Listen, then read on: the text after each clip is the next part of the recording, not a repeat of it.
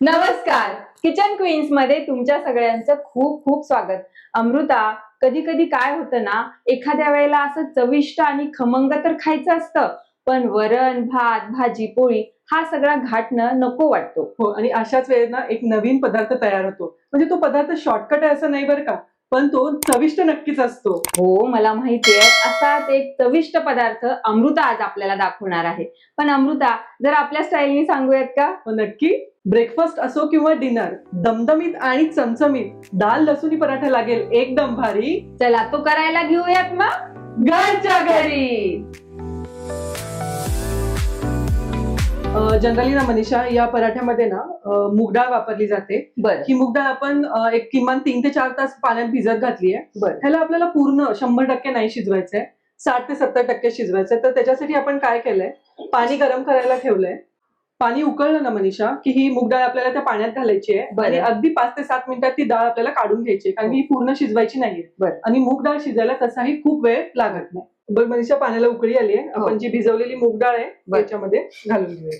पाणी थोडंसं जास्त ठेवायचं आपल्याला, बरं. म्हणजे डाळ पटकन शिजेल. बरं. बघ मनीषा, ही डाळ उकळून वर आली आहे ना, हो. म्हणजे ही झाली. आपण गॅस बंद करूयात. मी ही डाळ एका बाउलमध्ये गार करायला काढून घेऊया. बर. आणि ती आपण पूर्ण शिजवलेली नाही हो. आहे. हे बघा, असं हाताने दाबल्याच्या नंतर ना हलकीशी ती हो. मोडती आहे. मनीषा, जी डाळ आपण वाफवून घेतली होती ती गार करायला ठेवली आहे. बरं. ही डाळ जोपर्यंत गार होतीये, जे कणिक लागणार आहे त्यात आपण सुके मसाले घालून घेऊया. त्यासाठी आपण घेतलंय 1 वाटी गव्हाचं पीठ आणि थोडंसं पराठ्याला कुसकुशीतपणा येण्यासाठी 2 मोठे चमचे मैदा. मैदा अगदी ऑप्शनल आहे, तुम्हाला नाही हवा असेल तर तुम्ही नाही घातला तरी चालेल. बर. मनीषा, मसाल्याचा डबा देतेस? आता यात आपण घालणार आहे अर्धा चमचा हळद, 1 चमचा लाल तिखट, 1 चमचा धने पावडर, अर्धा चमचा हिंग, 1 चमचा गरम मसाला. गरम मसाला आणि लाल तिखट अगदी तुम्ही तुमचं जसं तिखट खाणं आहे तसं कमी जास्त करू शकता. आणि 1 चमचा जिरेपूड. आता आपल्याला याच्यामध्ये घालायचं आहे आपल्या चवीनुसार मीठ. आता तुम्ही जितपत तिखट खाता, जर तुम्ही लहान मुलांसाठी करताय तर तुम्ही अगदीही टाळू शकता हिरवी मिरची, पण या पराठ्यात मधी मधी हिरवी मिरची दाताखाली आली की छान लागते, म्हणून हिरवी मिरचीचे तुकडे. आणि लाल तिखट घातलेला आहे, हो. त्यामुळे हिरवी मिरची थोडी बेतानीच घालायची. आणि बारीक चिरलेला लसूण. म्हणजे या पराठ्याचा हिरो हो. लसूण. हो. आहे ना? खूप छान टेस्ट देतो पराठ्याला हा चिरलेला लसूण, बारीक चिरलेली कोथिंबीर. आणि आपल्याला ही जी डाळ आहे ही अशीच ऍज इट इज ह्याच्यामध्ये घालायची नाहीये. ह्याला मिक्सरला हलकासं फिरवायचंय आपल्याला. बरं. खूप लद्दा करायचा नाहीये, की म्हणजे पूर्ण पेस्टच करायची नाहीये आणि अख्खी डाळ ही ठेवायची नाही. थोडीशी Medium, भरड. हो, भरड करून आपण ही या पराठ्यात घालणार आहोत. आता हे आपण ह्याच्यामध्ये टाकूया. ही डाळ आपण वाटून घेतलीये, ती या पिठामध्ये टाकून घेऊयात. खूप फाईन पेस्ट नाही आणि खूप जाडही, म्हणजे अख्खी डाळही नाही. मिक्सरला फक्त एकदा गिर्र केलं ना हो. की डाळ बारीक होते आपली, आणि तेवढी ती पुरेशी आहे. आता आपल्याला शेवटी सगळ्यात शेवटी याच्यामध्ये घालायचं आहे 1 मोठा चमचा तेल. तेलाने काय होतं, पराठ्याला एक छान खुसखुशीतपणा येतो. आणि हे सगळे जिन्नस एकत्र करून घ्यायचे. मला वाटतं अमृता, डाळीत जे स्वतःच्या अंगचं पाणी हो. आहे ना, त्यानेच हे पीठ भिजलं जाईल. हो, थोडंसं कधी कधी लागतं वरती पाणी, बर. कारण की आपण ही पूर्ण शिजवलेली नाहीये. डाळ जेव्हा बरोबर. पूर्ण शिजवलेली असते ना, तर त्या पाण्यात होऊन जातं पीठ. बरोबर आहे. बघ मनीषा, हे सगळे जिन्नस व्यवस्थित एकत्र झालेत. आता हो. थोडं थोडं लागेल तसं पाणी घालून याचा एक सॉफ्ट गोळा आपल्याला बनवून घ्यायचा. मी घालू पाणी? हो, थोडं थोडं घालशील हं. बघ मनीषा, याचा छान असा एक गोळा मळून तयार आहे. खूप हो. घट्टही नाही आणि खूप पातळही नाही. बरोबर. मीडियम आपल्याला पराठा लाटता येईल असं पीठ हे मळून घ्यायचं आहे. बर. थोडंसं तेल टाक. हो.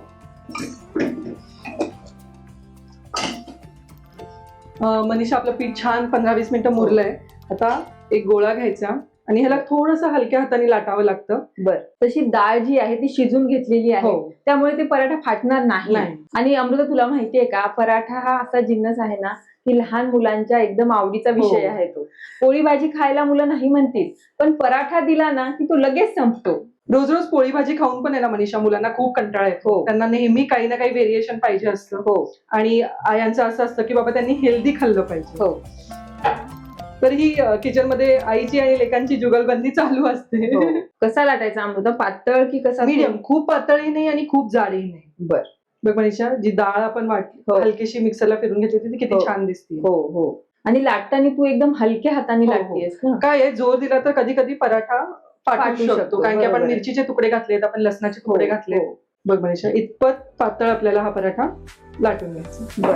आपला तवाही छान तापलेला आहे आणि आपला पराठाही लाटून झालाय. बर. मनीषा, याच्यावरती थोडं पहिले तूप घाल. हा पराठा मोस्टली तुपातच भाजला जातो. बर. तुम्हाला जर तेल बटर काही वापरायचं असेल तर ते तुम्ही तुमच्या सोयीने वापरू शकता. आपल्या आवडीनुसार. हो. बस तू. हो.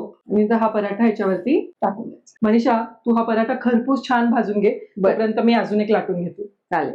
थोडस या साईडनी पण तूप घालते. व्यवस्थित पसरून घेऊन ना ही जी वरची बाजू आहे ती पण आपण भाजून घेऊयात. हो.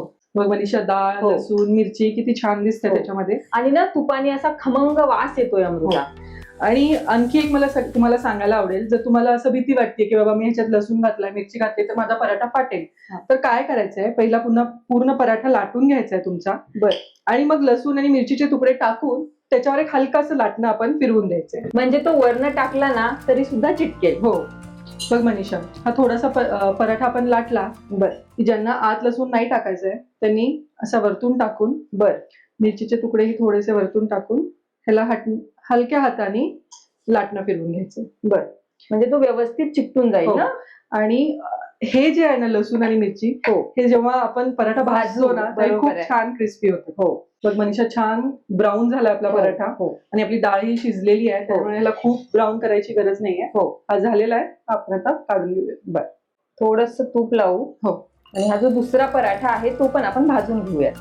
मनीषा, जे लसूण मिरची आपण घातलं होतं ना ते छान खरपूस भाजल्या गेलाय. मनीषा, एकदम खुसखुशीत आपले दाल लसुणी पराठा तयार आहे. आपण आता त्याला सर्व करूया. म्हणजे संध्याकाळचा बेत फायनल. हो ना. मनीषा, पराठा म्हण किंवा थेपला म्हण किंवा थालीपीठ म्हण, हे पदार्थ असे आहेत ना जे पौष्टिकही असतात आणि पोटभरीचे पण असतात. असे छान छान पौष्टिक पदार्थ आम्ही तुम्हाला दाखवत राहू. पण त्यासाठी तुम्हाला काय करावं लागेल, तुम्हाला आमच्या चॅनलला लाईक, शेअर आणि सबस्क्राईब करावं लागेल. आणि त्यासाठी पाहत राहा किचन क्वीन्स.